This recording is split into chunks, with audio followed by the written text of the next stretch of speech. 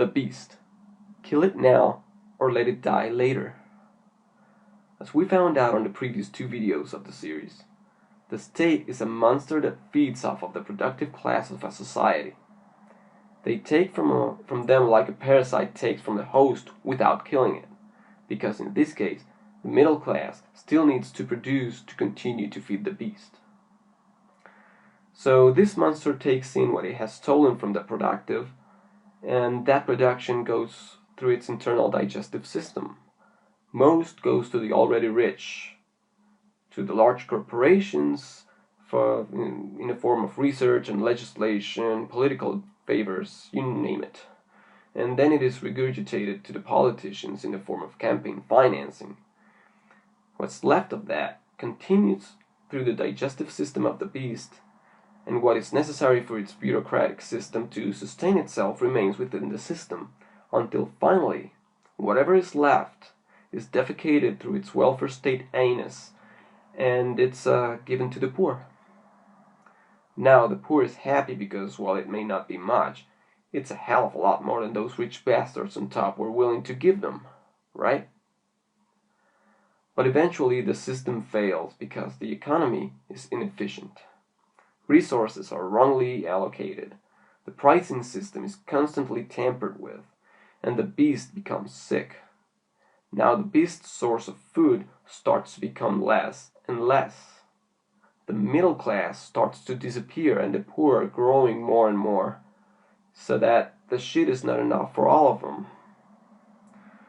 So what does the beast of the state do?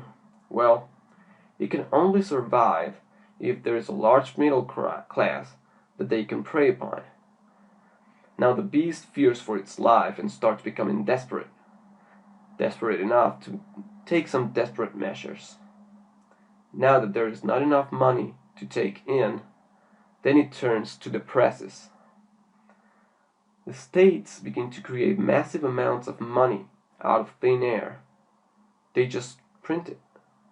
Now instead of the money going in through the beast's mouth and the putrid remains out of its anus, it is created within the beast and then it's vomited out of its mouth. They create the money, but now it is not the poor who get it. It is the rich. The money goes straight to big corporations and banks through bailouts. They are the first to lay hands on this new money that is created. And then it can later flow to the middle class when its value has been diminished because of inflation. But regardless, the middle class now feels confident because they have money in their hands, and they are, at least for the moment, saved from becoming poor. This situation can only last for so long. This is the beginning of the end for the beast. It will eventually starve and die. The economic damage dealt to society is so large that there is no way out of an economic collapse. This is where we are today. I think there are two ways in which this can end.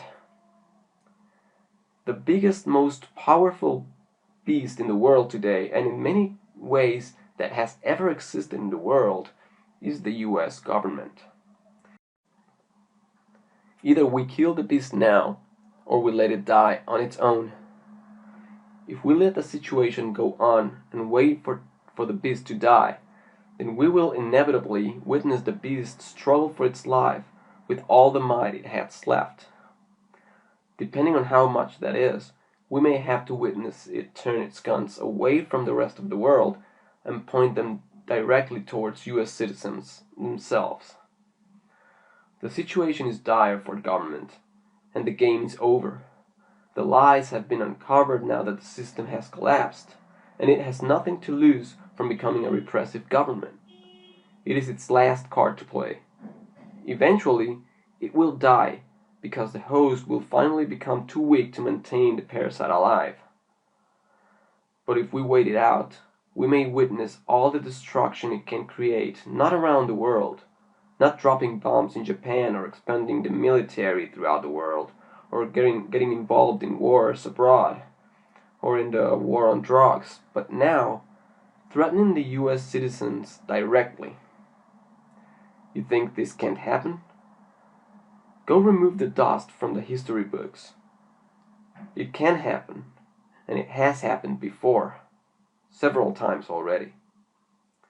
It may already be happening or starting to happen in the US.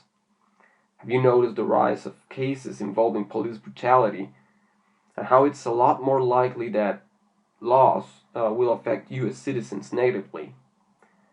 Did you know that the president can order assassinations of Americans on US soil? The other way is to kill the beast now before it turns on its people. Does that mean a violent revolution? Of course not. Where would that take us? Instead, we need to remove our consent. Like Lou Rockwell said, referring to 16th century French philosopher Etienne de la Boétie, to him, the great mystery of politics was obedience to rulers. Why in the world do people agree to be looted and otherwise oppressed by government overlords? It is not just fear, Boétie explains in The Discourse of Voluntary Servitude. For our consent is required, and that consent can be non-violently withdrawn. So the best way to kill the beast is to realize that we are not its slaves. Evil rich people want to remain rich and powerful. Let's see them try it without the help of the state. Let's see what they can do when they have competition. So the question is, do we kill the beast now that we, as a middle class, are organized and knowledgeable? Or do we wait until our future poor and ignorant generations have to resist the beast's last fight for its life?